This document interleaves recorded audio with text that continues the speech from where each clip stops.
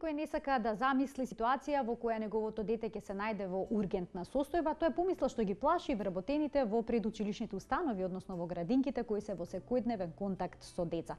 Затоа е потребно да се знаат основите на педиатриската прва помош. Токму за овој проект на невладината организација Линка Крос ќе зборуваме денеска во емисијата. Добар ден и добре ни дојде за доктор Мила Спировска, обучувач во проектот за прва помош, Клеј Бутемер, директор на Линка Крос, и Снежана Кливановска, пораношна директорка на градинката 8 март. Всушност, од вас и произлезе иницијативата за овој проект. Добре ни дојдовте најнапред. Фала ви.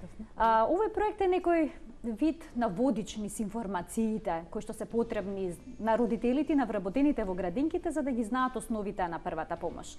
Зошто е потребен еден ваков проект? Како и произлезе оваа идеја? Повелете. Добро, ќе почнеме од мене, бидејќи иницијативата на некој начин појде од мене. Така, иницијативата излезе всушност од градинките. Така, од градинките. Од она што секојдневно се случува во нашата пракса, се случуваат многу нешта, во голем процент се убави нешта, убави случувања, меѓутоа како и секоја работа и секој едно движење во животот има и состојби и ситуации каде што се случува и она што сите ние најмалку го посакуваме, нели? Јас иницирана од една таква реалност, која што секојдневно не обкружува и која што секојдневно не демне на некој начин во нашето работење, како што рековте вие, во оној период и додека бев директор на една јавна детска градинка во Скопје, дојдов на иницијатива да ја искористам веќе претходно добро воспоставената соработка со невладината организација Линка Крос, конкретно со господинот Клеј Бутемер, кој што тој подоцна сигурно и самиот повеќе ќе раскаже, е родител на 6 деца, така, од кои што поголемиот број веќе ја посетуваа нашата градинка, веќе некои се и основци, односно деца кои што одат во училиште. Да ја возобновам таа наша соработка, меѓутоа во една друга насока, поразлична од онаа што до моментот ни беше. Се обратив до него, ја презентирав мојата идеја, објаснив зошто и како сето тоа сакам да се реализира, дека имам идеја, го чувствувам како потреба, го чувствувам дури како една морална обврска на некој начин и пред се хумана обврска за да создадеме нешто што ќе добие веќе една ваква димензија која што дури ни јас можеби не претпоставував ќе ја постигне како што во онаа фаза во која што е ден денеска. Така да во средбата и разговорот најдов на една многу добра соработка со и прифаќање од страна на господинот Клеј Бутемер и целиот негов тим кој што ја сочинува невладината организација. За кратко време добив и поддршка, повратен одговор позитивен дека да, таков проект можеме да реализираме, може да се стави на хартија, може да се обратиме до Министерството за труд и социјална политика кој што без никакво размислување застана за целиот овој проект, даде свое одобрение, свое мислење и своја позитивна согласност. Така да од тука веќе и почна реализацијата на обуките на вработените во дел. Во самиот почеток беше во дел од скопските градинки, за да веќе оваа сезона, есенска сезона да кажам, доскоро завршија и останатите обуки и беа опфатени голем дел од скопските и плюс градинки од натрешноста во Република Македонија. Господине Клеј, кажете ми со какво темпо планирате да се одвива понатаму овој проект? Да, добро, прво да кажам за фазата што веќе ја поминавме. Значи во 2015 година обучивме околу 200 вработени во скопски 4 скопски градинки. Колку е планирано да опфатите? Околу 500, ако не се лажам. Годинава веќе опфативме 500 вработени во Скопје и надвор од Скопје. Бевме во Тетово, во Гостивар, во Куманово, во Велес, ги опфативме и тие градинки. Така да веќе за оваа година завршивме со обуките, ама многу ми е мило што сега влегуваме во една фаза на проектот со овие видеа што пуштивме онлайн. Тоа се 20 видеа, серијалот 20 видеа. Прва помош.мк и може секој гледач, секој родител, секој учител, секој наставник во Македонија да се обучи на оваа важна тема преку тие видеа. Така, обуката е многу важна. Јас само ќе ја запрашам господја Кливановска, како се снаоѓаше персоналот пред овие обуки во тие ургентни ситуации? Како порано се снаоѓавте кога ги немавте информациите, бидејќи многу е важно во една ваква ситуација да се остане смирен, да нема паника? Така, па токму тоа е една од неколкуте причини зашто јас го иницирав реализирањето на, односно создавањето на овој проект. Се Кои се најчестите повреди со кои што се соочувате во градинката? Така, значи се во насока да на персоналот му се помогне, да луѓето да се охрабрат, да не биде во моментот на случувањето на некоја несакана случка со детето или несакана состојба, да биде паниката таа која што ќе го води во моментот, туку да биде во предност, да биде рациото, да биде разумното, она што тие ќе можат во вистинска смисла на зборот да го пружат на вистински начин на детето, затоа што во некои од такви состојби секундите се битни. Така. Секундите се значени и многу е битно како сите ние ќе изреагираме во дадената ситуација. Најчесто што ни се случувало во градинка? Да речеме, најчесто имаме, да речеме, пад на дете во градинка. Да речеме, или се лизнува на плочки, или можеби при играта и во занималната, ако има дел кој што е непокриен со теписон, да кажеме, па можеби дури и на теписона, затоа што децата знаат да бидат и потемпераментни, и побрзи од реакциите на останатите, да речем, вработени во групата.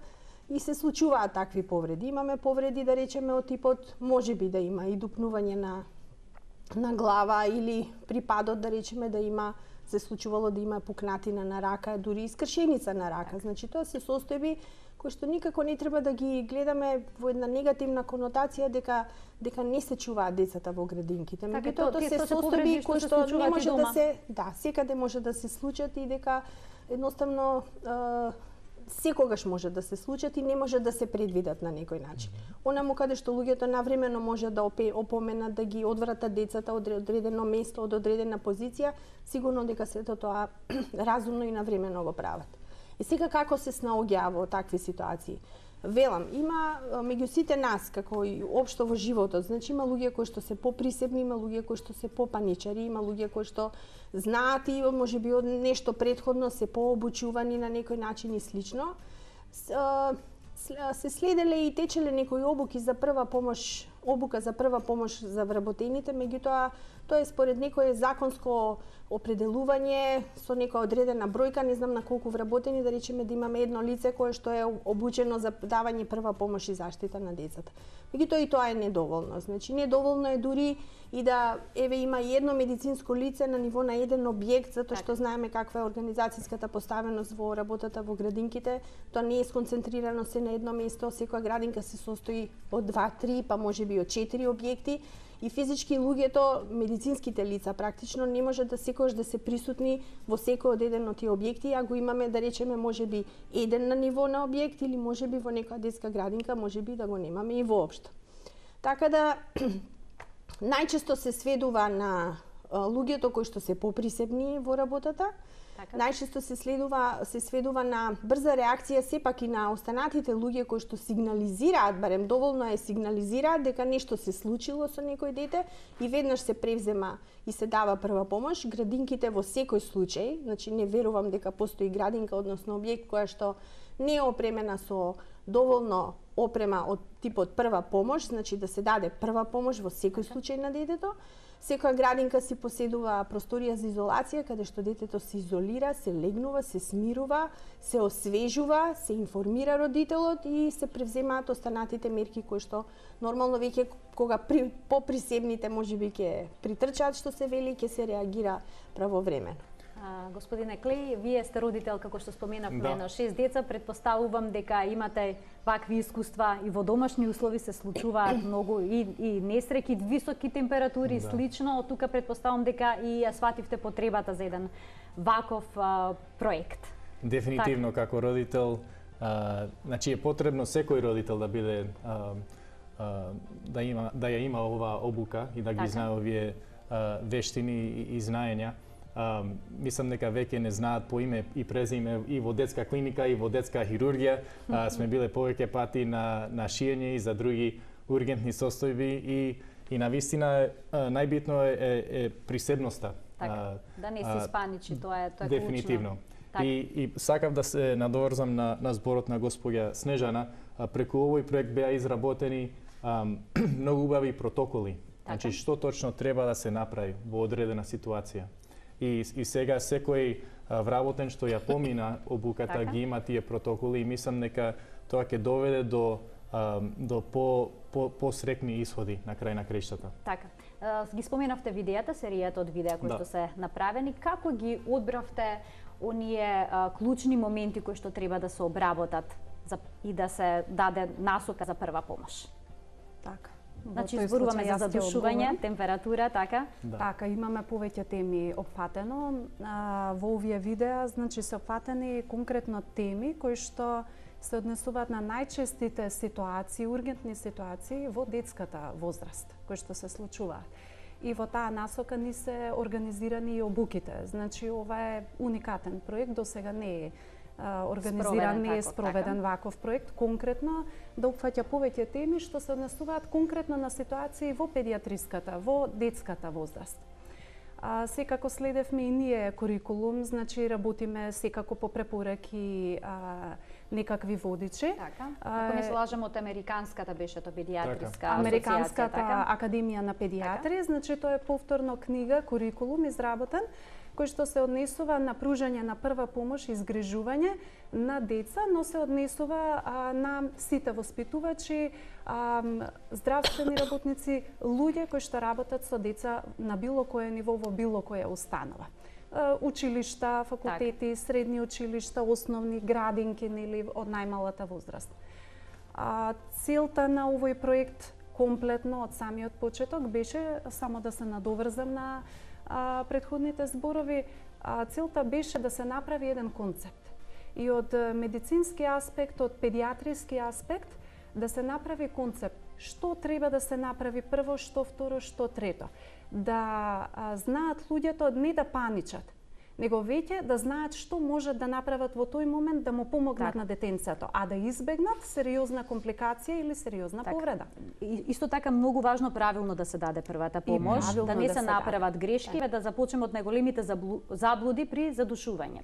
Детето може да голтне бомбона, делче од играчка, од храна, делче од играчка, било кое парченце што ќе го најде на подот, затоа што дечињата има одредена возраст во која се ставаат во уста. А посебно под првата година, нели, едноставно тоа е дел од процесот на растот и развојот на детенцето. И од таа причина не можете секогаш да ги допазите, така да се изразам. И навистина, многу делови од обетки имало, значи, да го вдишат тој тело, храна многу често, бомбона, Што најголема грешка? Најчесто родителите видно стават прст во уста да го извлечат. Дали е тоа или го превртуваат детето, или наопаку, на што сме слушнале. За нозете се фаќа па се превртува наопаку со главата надоле. Тоа беа некои си стари, да кажам, така да се изразам, познавања од оваа област. Во принцип не. Постои едно правило. Било да е свесно или несвесно детенцето, на слепо устната шуплина, така ја викаме, нели, устата, не ја проверуваме. Ако го гледаме туѓото тело и мислиме дека можеме да го извадиме, тогаш можеме и да се обидеме. Доколку не го гледаме убаво, не се обидуваме, без разлика дали детенцето е свесно или несвесно. И уште една работа, не се превртува детенцето, секако било бебенце, било дете под една или дете под над една година. Едноставно, ако првиот симптом при задушување е кашлица. Така. Првиот симптом. Сега има разлика. Доколку било, ако е детенце под една година, доколку има плач помеѓу нападите на кашлица, можеме само да го стимулираме да продолжи да кашла. Така.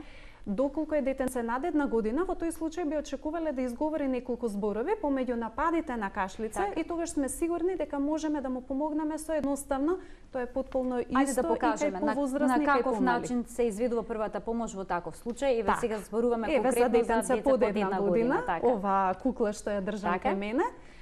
Моментално е, нели, седната кај мене, зашто во сите ситуации се случуваат овие задушувања, така да веќе покажам, седиме на маса, детенцето јаде нешто, земало делче од храна и почнува да кашла. Тоа е прво нешто што го гледаме. Ако има плач помеѓу нападите на кашлица, можеме само да си го навалиме малце нанапред и со кореното од шаката одсечно 5 пати да удриме помеѓу, еве вака можам да покажам од страна, помеѓу лопатките. Така. Значи, буквално ќе си го навалиме нанапред и помеѓу лопатките 5 пати ќе удриме.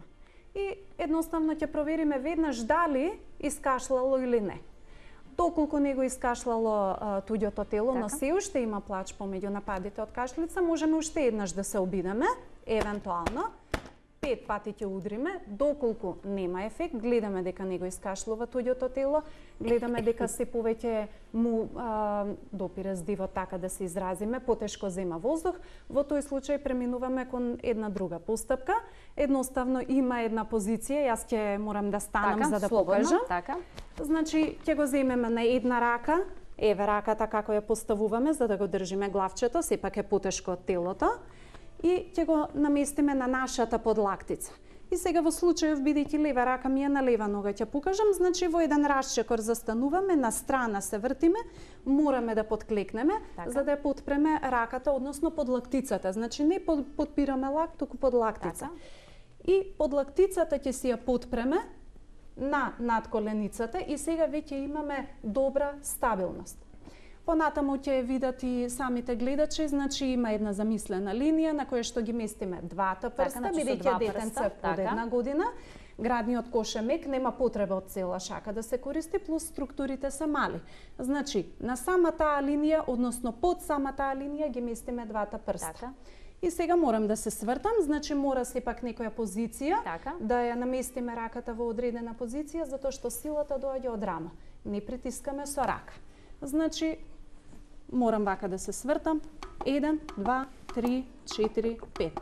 И гледате дека имам добра стабилност. Не ми се движи раката, детето го контролирам убаво, главата ја држам и целото тело го држам. Не искашлало туѓо тело, но сме помогнале на срценцето и на белите дробови. Во тој случај што правиме? Продолжуваме со постапката, ја фаќаме вилицата, ја положуваме подлактицата на телото на детенцето, ја фаќаме вилицата, го вртиме на другата рака. И повторно нема да менуваме нозе, затоа што нема време во тој момент, само ја подпираме оваа рака на истата нога. И што правиме потполно истото од претходно. 5 удари. 5 удари во грбчето, со коренот од дланката. Значи 5 со 5. 5 удари со коренот на дланката и 5 компреси на градниот кош. Да наречеме масажа на срцето, еве да потпомогнеме малку. Би се задржала уште сосема накратко на грчевите во детска возраст. И тука често родителите прават грешки. Кои се најчестите грешки и како треба да постапат во дадена ситуација? Морам да признам дека има така некои заблуди што постојат помеѓу родителите и во народот, така да се изразам, нешто на што треба да се обрне внимание и тоа го потенциравме и во видеата и на самите обуки. Значи, доколку се случат грчеви, било со температура, било без температура, зашто имаме и такви ситуации. Во тој случај доволно е, бидејќи мало детенцето може сепак да се исконтролира. Само да се, еве на ова бебенце можам да покажам, буквално еве вака. Значи, добива грчеви, го гледаме и само го вртиме на страна. Не местиме нозе, не местиме раце, не местиме глава, буквално само го вртиме на страна. Што не отвараме уста, не вадиме јазик, не бараме туѓо тело, ништо не правиме, само чекаме да поминат грчевите. Доколку од невролог, тоа е детенце со позната болест, веќе било исследувана историја на болеста, во тој случај доколку неврологот препорачал да се даде лекче ректално, така да се изразам, тогаш родителите се вообичаено обучени и знаат тоа да го направат. Во спротивно, само го вртиме на страна. Доколку сметаме дека можеме да стигнеме доволно брзо до било која медицинска установа, тогаш на страна го фаќаме детенцето и на страна го носиме. Значи, вака е малце подобро, морам да потенцирам, отколку вака, затоа што знаете во тие моменти сите се стресени, не осеќаме колку сме згрчени и навистина можеме да го притиснеме. А не ни е тоа целта. А на овој начин го следиме лиценцето, подпрено е на нас, другата рака ни е слободна за да манипулираме дали со детето, дали да излеземе, да влеземе. Значи основно го вртиме на страна, не отвараме уста да вадиме јазик, и едноставно ќе поминат грчевите. Кај детенце со позната болест, во тој случај следиме препораки од невролог. Сакав да ги опфатиме алергиите, што треба да имаат родителите покрај себе кај децата кои што имаат историја значи кои што имаат алергиски реакции, анафилактични напади, дали ги имаме тие пенкалца покрај нас, можеме да ги прикажеме сосема накратко. Вака овде беа. Така, може сосема накратко во интерес на времето, бидејќи имаме малку време. Сепак ова е нешто што предстои, верувам дека ќе се воведе. Ова се вика адреналински автоинјектор, значи ова е за вежбање, ова е правиот како изгледа, има неколку варијанти, меѓу другото и две јачини за возрастни и за деца. Нормално за деца има посебна јачина и таа би ја користеле. Која е целта? Значи, кај дечиња кои што имале сериозни алергиски реакции, се препорачува родителите да имаат секогаш со себе ваков адреналински автоинјектор или епипен, како што се нарекува во англосаксонската литература. И треба да се знае кога да се примени, кога да не се примени. Се применува само во најтешките алергиски ситуации, оние анафилактичен шок што го викаме, кога се јавува оток на ждрелото и буквално го задушува детето. Буквално. Тука се минути во прашање, бидејќи многу лесно може да се изгуби живот. Господине Клес, сосема на крај, каде може да ги најдат гледачите овие видеа? Каде може да ги погледнат? Да, може на prvapomoć.mk да ги најдат видеата и не сакам да заборавам да изразам голема благодарност до детска клиника за поддршката за овој проект, Швајцарска амбасада во Република Македонија, исто така и Телма телевизија за отстапениот студиски простор, како и целиот тим. Овој проект навистина е голем проект и не може без голем и добар тим да се реализира. Така. Ви благодарам што бевте дел од 0N+. Гледачите на емисијата во текот на овој месец ќе може да ги погледнат видеата и во рамки на 0N+, но секако може да поведат на prvapomoć.mk и да се информираат детално за сите техники поврзани со педиатриската прва помош. Благодарам уште една што бевте дел од емисијата. Ви благодарам и вам што не следевте со внимание. Тука го заокружуваме денешното издание на емисијата. Имајте убав викенд, пријатно.